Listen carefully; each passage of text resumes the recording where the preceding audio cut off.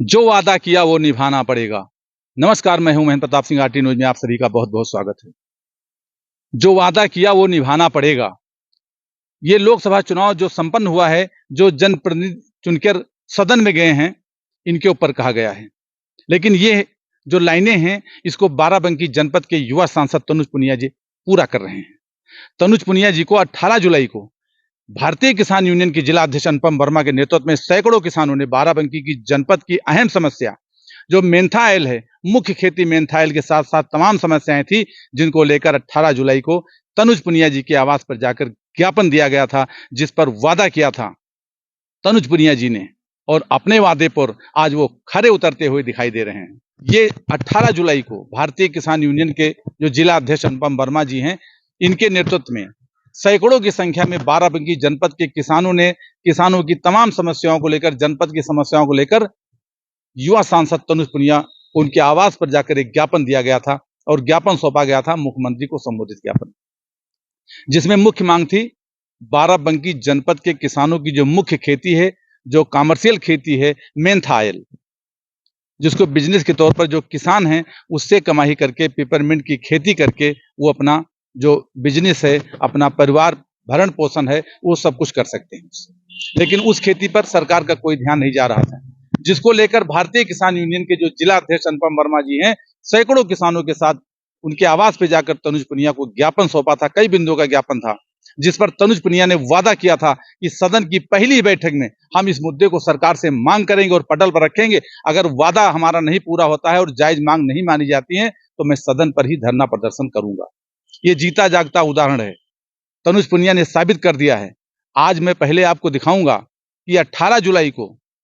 जो तनुज पुनिया हैं, बाराबंकी जनपद के युवा सांसद हैं, इन्होंने जो किसानों के समक्ष वादा किया था, पहले आपको वो वादा दिखाऊंगा कि किस तरह से तनुज पुनिया जी वादा किए हैं किसानों से। उसके बाद मैं आपको दिखाऊंगा कि वही आवाज जो वादा किए हैं तनुज पुनिया जी, सदन में जाकर बाराबंकी जनपद की आवाज को किस तरह से सदन में, जो दिल्ली के सदन है, संसद भवन है, वहां पर किस तरह से आवाज को बुलंद कर रहे हैं, और बाराबंकी के किसानों, नौजवानों, व्यापारियों की आवाज को बुलंद करते हुए बाराबंकी जनपद का नाम पटल पर रख रहे हैं और किसानों की मांग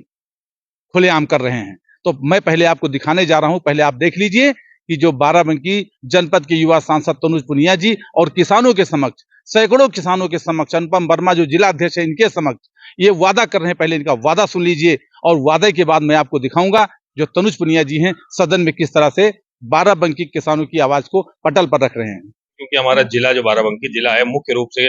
जमीन से जुड़ा है, खेती बाड़ी किसानी से जुड़ा है, तो जाहिर सी बात है कि उनकी बात सबसे पहले रखी जाए सदन में। और यहाँ पे भारतीय किसान यूनियन के जो हमारे जिला अध्यक्ष हैं अनुपम जी, और तमाम सारे कार्यकर्ता यहाँ भारतीय किसान यूनियन के जो मौजूद हैं, तमाम पदाधिकारी मौजूद हैं, उन सबका यही निवेदन था, यही कहना था सरकार से कि जो वादे उन्होंने किए थे, जो बातें उन्होंने कही थी, और जो किसानों की मांग है, जिस वजह से किसान आज परेशान है, मुनाफा नहीं हो रहा है, दर-दर की ठोकरें खाने में मजबूर है, आत्महत्या करने पे मजबूर है, तो वो कम से कम उनके सामने रखी जाए, सरकार के सामने रखी जाए, और उनसे डिमांड की जाए कि ये हमारी पूरी करें। और मैं जो हूँ, हम लोग पूरी तरह से, कांग्रेस पार्टी पूरी तरफ से, इंडिया गठबंधन पूरी तरह से किसानों के साथ है, और सभी लोग मिल करके किसानों की बात को उठाएंगे। विशेष रूप से मुझे जहां तक स्वयं ये बाराबंकी की जो मुख्य समस्या है, पेपरमिंट की जो समस्या है, जिसमें कई सारी बातें हैं, चाहे चाइना से आया हुआ सिंथेटिक मेंथा हो, चाहे जो है HSN कोड की बात हो, ये सारी बातें जो है सदन में रखी जाएंगी, और उसके साथ साथ जो है किसानों के हर मुद्दे को पूरा जोर लगा करके संसद भवन में बोला जाएगा। देखिए, अगर सही बात करी जाए तो चाहे विपक्ष का आदमी हो, चाहे सत्ता पक्ष का आदमी हो, बात सुननी चाहिए, और अगर नहीं सुनेंगे तो फिर हम धरना देंगे। संसद भवन में सवाल उठाया, उसका जवाब नहीं दिया गया तो संसद के बाहर धरना दिया जाएगा, प्रदर्शन किया जाएगा जब तक कि बात नहीं मानी जाती है। और अगर जायज मांग हो तो मानी जाए,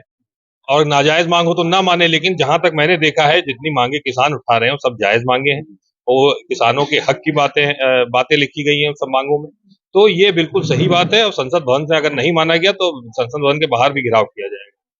ये जो युवा सांसद तनुज पुनिया जी हैं पूरी तरह से तैयार हैं, युवाओं के लिए, किसानों के लिए, व्यापारियों के लिए तैयार हैं। अगर इनकी मांगे सदन में नहीं मानी जाएंगी तो ये धरना से लेकर के सभी आंदोलन करेंगे शांतिपूर्वक, सरकार से जो जायज समस्याएं। तो देखा आपने तनुज पुनिया जी जो युवा सांसद हैं, जो बाराबंकी जनपद में गठबंधन के प्रत्याशी से चुने गए हैं, कांग्रेस और समाजवादी पार्टी जो गठबंधन था उससे चुने गए हैं। तो देखा आपने किस तरह से किसानों के समक्ष खुला वादा कर रहे हैं, किसानों के समक्ष, सैकड़ों किसानों के समक्ष खुला वादा कर रहे हैं। और वादा करने के बाद अब मैं आपको दिखाने जा रहा हूं, आप देख लीजिए कि सदन में यही आवाज को ले जाकर के, जो दिल्ली के सदन है, सदन में किस तरह से आवाज उठा रहे हैं, अब आप खुद ही देख लीजिए। मैं इस सदन का ध्यान आपके माध्यम से मेंथा किसानों की पीड़ा पे ले जाना चाहता हूं। मेंथा एक ऐसी चीज़ है जो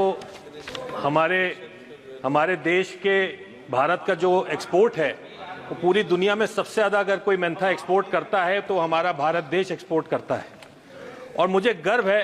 कि मैं ऐसी धरती से आता हूं, देवा महादेवा की पावन धरती बाराबंकी से आता हूं, जिसमें 50% से ज़्यादा एक्सपोर्ट का जो हिस्सा है वो बाराबंकी से जाता है। लेकिन मेंथा किसानों की जो समस्या है उसको सरकार ने संज्ञान में नहीं लिया है आज तक। 7-8 साल पहले तक 1500 से 2000 रुपए प्रति लीटर मेंथा बिकता था। आज उसका दाम 900 के ऊपर, 950 के ऊपर नहीं जाता है। जो लागत है वो बढ़ती जा रही है, लेकिन उनकी जो कमाई है वो घटती जा रही है। इसका मुख्य कारण है कि विदेश से जो इंपोर्ट करके हमारा सिंथेटिक मेंथा आता है, सिंथेटिक मेंथा आता है वो 900 रुपए का आता है, तो हमारा किसान उससे मुकाबला नहीं कर पाता है। और जो सिंथेटिक मेंथा है और जो नेचुरल मेंथा है हमारा पैदा होता है वो, बस एक मिनट और मैम, वो जो दोनों का HSN कोड बराबर है, एक ही समान रखा गया है HSN कोड,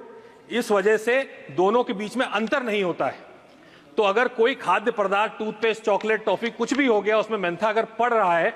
तो उसमें वो कहेंगे नेचुरल और डालेंगे सिंथेटिक। तो मेरी आपसे मांग ये है कि आपके माध्यम से सदन से ये मांग है कि इसमें दोनों का HSN कोड अलग किया जाए, ताकि जो सिंथेटिक मेंथा है उसको, उसके ऊपर जो GST लग रहा है वो लगता रहे, और हमारे किसान का जो नेचुरल मेंथा पैदा हो रहा है उस पे 12% GST और जो 1.5% मंडी टैक्स है उसको हटा दिया जाए, ताकि मेंथा किसानों की समस्या का समाधान हो पाए। बहुत बहुत धन्यवाद।